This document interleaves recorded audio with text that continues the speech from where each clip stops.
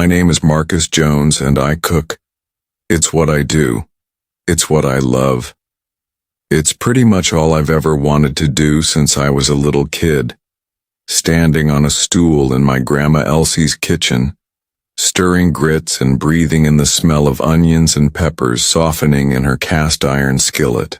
Food isn't just fuel to me, it's like music or stories. It brings people together. It tells you where they're from, what they care about. My little place, Marcus's table, isn't fancy. It's warm, smells like home, cooking, and folks seem to like it. We do comfort food, but with a little something extra, a touch of love like Grandma taught me. So imagine my surprise when I got the invitation. Not just any invitation, but to the City Foundation Gala. The big one. The one where everyone who's anyone shows up in tuxedos and sparkly dresses. It was thick paper, fancy gold writing. Said they wanted me to be an honored guest. Why? Because apparently, someone high up had tasted my smoked Gouda grits with braised short rib at a smaller event I catered a few months back, and they hadn't stopped talking about it. They were even featuring my dish as one of the special appetizers for the gala. My dish. Marcus Jones's grits at the fanciest party in the city. My heart did a little flip-flop. Me? At the city gala? It felt unreal. Part of me was beaming, wanting to call Grandma Elsie right away, even though she's been gone 5 years now, bless her soul. Another part, a smaller, tighter part, deep inside, felt nervous. Real nervous. I'm comfortable in my kitchen, behind my stove, wearing my apron dusted with flour. I'm not so comfortable in fancy clothes, making small talk with people who probably own shoes worth more than my car. But this was recognition. For my food, for the hard work, the long hours, the burns on my arms, the constant worry about whether the restaurant would make it. I had to go. For Grandma Elsie, for my small crew back at the restaurant who worked just as hard as I did and maybe just a little bit for me, I bought a new suit. Nothing too flashy, just a simple dark gray one. Got a haircut. Shined my best shoes until I could almost see my worried face in them. My sous chef, Maria, kept telling me, "Chef, you look sharp, go knock 'em dead." Her smile helped ease the knots in my stomach, but they were still there. The night of the gala arrived. It was held at the City Museum, a grand old building with huge stone pillars and steps leading up to massive wooden doors. Cars, black and shiny, were pulling up, dropping off people who looked like they stepped out of magazines. Music drifted out, a soft, classy jazz sound. Lights twinkled everywhere. It was beautiful, I couldn't deny it. But it also felt like a different planet. I took a deep breath, straightened my tie for the 10th time and walked towards the entrance, my invitation held tight in my hand. There was a red carpet, velvet ropes, and a couple of stern-looking guys in suits with little wires curling into their ears. Next to them stood a woman with a clipboard and a tight, polite smile that didn't quite reach her eyes. I approached her. "Good evening," I said, trying to sound more confident than I felt. "Marcus Jones, I have an invitation." She looked me up and down, not in a friendly way. It was slow, deliberate. Her eyes lingered on my face, my suit, which suddenly felt cheap and ill-fitting, my shoes. Her smile tightened even more. "Invitation?" she asked, her voice cool. "Yes," I said, holding it out. The thick paper felt flimsy now. She barely glanced at it. "Let me see the guest list," she murmured, running her finger down the clipboard. She scanned it once, then again. I don't see a Marcus Jones here. My stomach dropped. But I have the invitation right here. They sent it to me. They're serving. My food inside. My voice sounded thin, shaky. She looked up again, that same cool, dismissive gaze. Sir, there must be some mistake. This is a private event. Perhaps you're looking for the service entrance? Service entrance? The words hit me like a slap.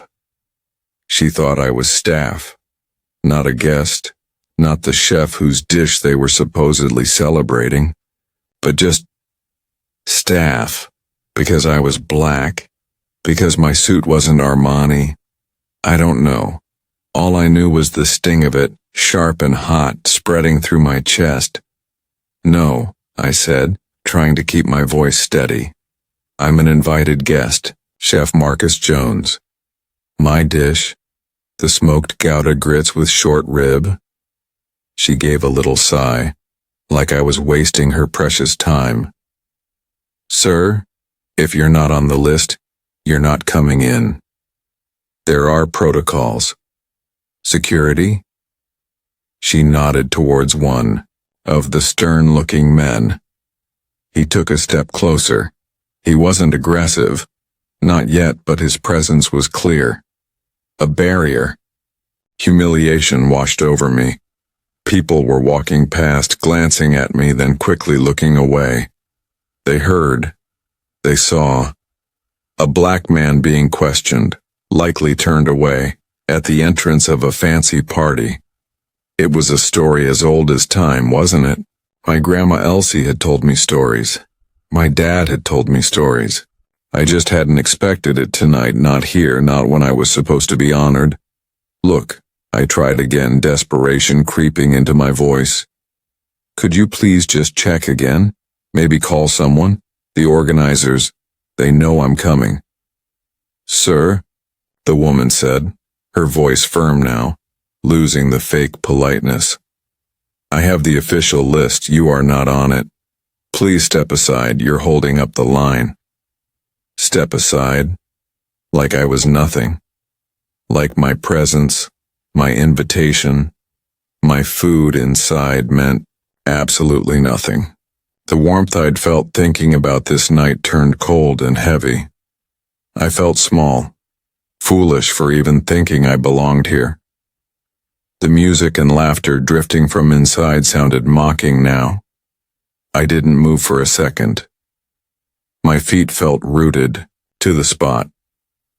Part of me wanted to shout, to cause a scene, to demand they check properly. But another part, the part that had learned to navigate these kinds of moments, just felt tired. Deeply, profoundly tired. What was the point? They'd already decided who I was the moment they saw me.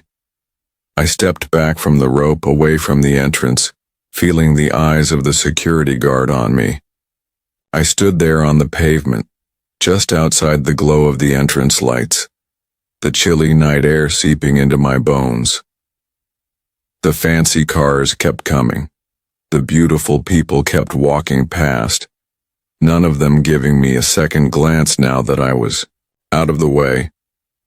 I could just leave.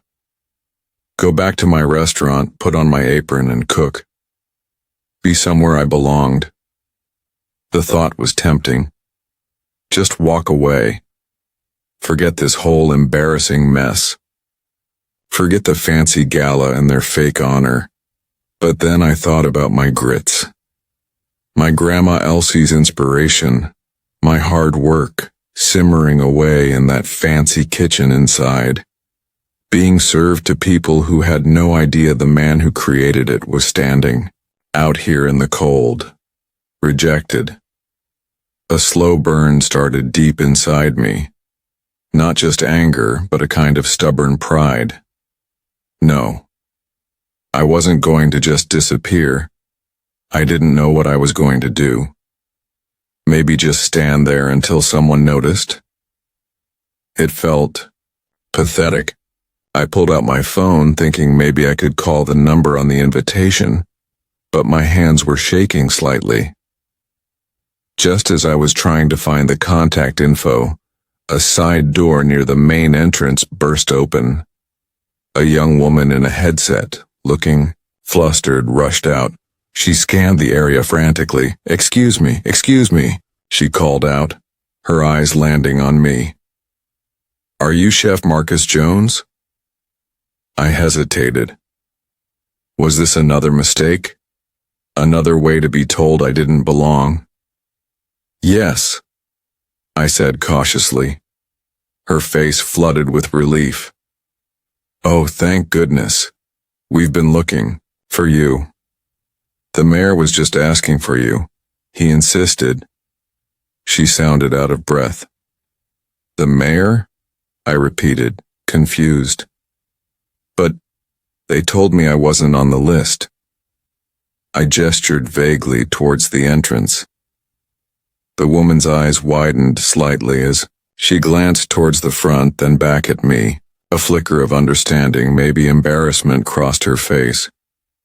There's been a misunderstanding. A terrible mix-up.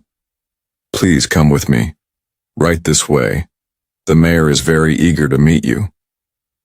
She gestured urgently for me to follow, her back towards the main entrance.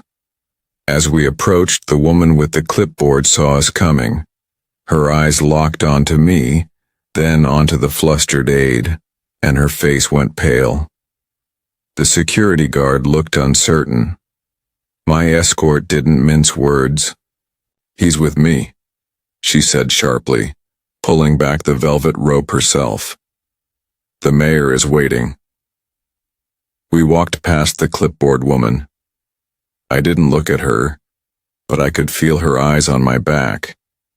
We swept past the security guard and through the massive doors. Suddenly I was inside.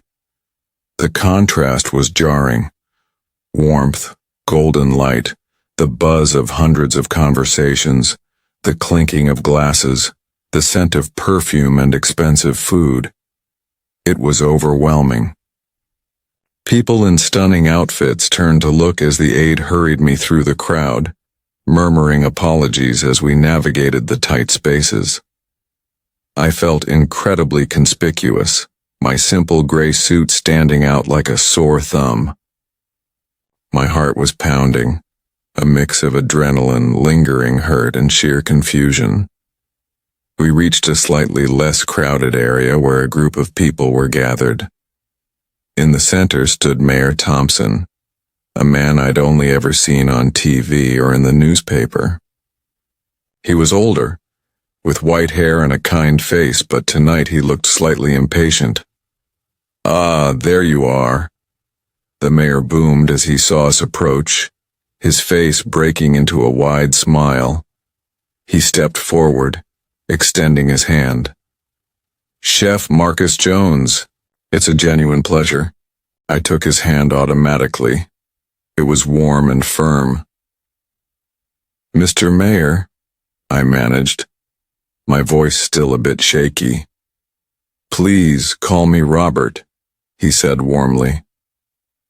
I have to tell you, Chef, I was just sampling the appetizers, and those smoked Gouda grits with the short rib.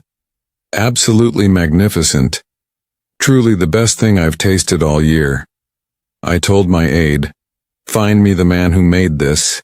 I need to shake his hand. He was beaming, genuine enthusiasm radiating from him. It was praise for my food, the kind of praise every chef dreams of hearing. And yet the bitterness of what had just happened outside lingered. Thank you, sir, I said quietly. That means a lot. Means a lot? It's the talk of the party, he declared, gesturing around. But my aide, he lowered his voice slightly, leaning in. She told me you weren't here yet, that they couldn't find. You had me worried. Couldn't imagine having this gala without the star chef present, especially when we're featuring your dish. My escort, the aide, looked incredibly uncomfortable. She avoided my eyes. And right there, it clicked for the mayor. His smile faltered slightly. He looked from my face to the aide's anxious expression, then seemed to glance back towards the entrance, though we couldn't see it from here. His eyes narrowed almost imperceptibly. He was a politician. He knew how to read situations. He understood. He cleared his throat, his warm demeanor shifting slightly, becoming more serious, though still outwardly pleasant. "Well, there seems to have been some confusion at the door, perhaps?" he asked, his gaze sharp but directed at the aide. The aide mumbled something about a list error. The mayor looked back at me. His eyes held apology, understanding, and something else, a touch of steel. "Chef Jones," he said, his voice carrying now, drawing the attention of those nearby. "I am so glad you could make it, and I sincerely apologize if your arrival was anything less than smooth. An inexcusable oversight." He turned slightly, raising his voice further.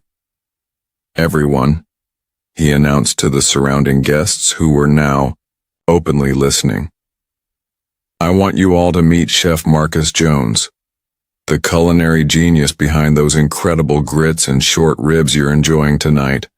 Marcus, your restaurant is Marcus's Table, isn't it?" "Yes, sir," I replied, feeling a blush creep up my neck under the sudden attention. "Well, folks," the mayor continued, clapping me gently on the shoulder, "if you want food made with real heart and soul, you need to visit Marcus's Table. This man is a city treasure." A ripple of applause started, hesitant at first, then growing stronger. People were smiling at me now, some curious, some looking genuinely impressed. It was surreal. Minutes ago I was standing outside, invisible, dismissed. Now I was being lauded by the mayor in the center of the room. The mayor leaned in again, his voice low. "Marcus, I cannot apologize enough for what seems to have happened. That is not how this city, my city, treats its guests, its talent. Please stay, enjoy the evening. Let me introduce you to some people. And believe me," his eyes hardened for a second, "I will be having a word with the event staff." I nodded, unsure what to say. "Thank you, Mr. Mayor." The anger and hurt hadn't vanished, but the mayor's quick public validation felt significant. It didn't erase the sting, but it applied a soothing balm. He spent the next few minutes introducing me to several people, city council members, business owners, arts patrons. They shook my hand, complimented my food, asked about my restaurant. It was a blur. I answered their questions, tried to smile, but part of me was still reeling. Eventually, the mayor was pulled away for his official duties. I found myself standing alone for a moment, a glass of sparkling water in my hand. I wasn't much of a drinker. I saw the aide who brought me in talking quietly but intensely with the woman from the front door. The clipboard woman looked mortified, glancing over at me with wide, fearful eyes before looking quickly away. There was no satisfaction in seeing her fear, only a weary sort of sadness. Did I belong here now? I still felt out of place. The clothes were still too fancy, the talk still too small. But as people occasionally came up to me, having heard the mayor, to say how much they loved the grits, a little bit of the chill I'd felt outside began to thaw. They were talking about my food, my creation, the thing I poured my heart into. I didn't stay for the whole gala. After about an hour, mingling awkwardly and accepting compliments that felt both wonderful and strange, I slipped out quietly. This time, no one stopped me. The woman at the door wasn't there anymore. Walking back to my car, the night air felt different. Still cool, but not as biting. The city lights seemed less like a different planet and more like just lights. Back at Marcus's table the next day, the smell of coffee brewing and bacon sizzling felt like coming home. Maria and the crew were eager to hear all about it. I told them the whole story, the good and the bad, the sting of being turned away, the shock of the mayor's intervention, the strange feeling of sudden recognition. Maria just shook her head. Some people, chef, they just don't see. Then she grinned. But the mayor called you a city treasure. We gotta put that on a sign. We laughed, but the experience stayed with me. It wasn't a simple fairy tale ending. The hurt of being judged and dismissed at the door was real, and it left a scar. But the mayor's actions, his genuine appreciation for my cooking and his quick move to right the wrong, that was real too. It showed that sometimes, just sometimes, things can change. Maybe not overnight, maybe not for everyone, but it was something. The Gala incident brought some attention to Marcus's table. More people came in, some mentioning they heard the mayor talk about my food. It was good for business, and I was grateful. But the best part? It wasn't the fancy people or the brief flash of fame. It was knowing that my food, the simple, honest cooking Grandma Elsie taught me, could speak for itself. It could travel from our little neighborhood spot all the way to the mayor's palate and maybe, just maybe, open a door or two along the way. I still just cook. It's what I do. It's what I love. And every time I stir a pot of grits, I remember that night. The cold rejection, the unexpected warmth, and the simple truth that good food made with love really can make a difference, even if the world outside the kitchen is still figuring things out.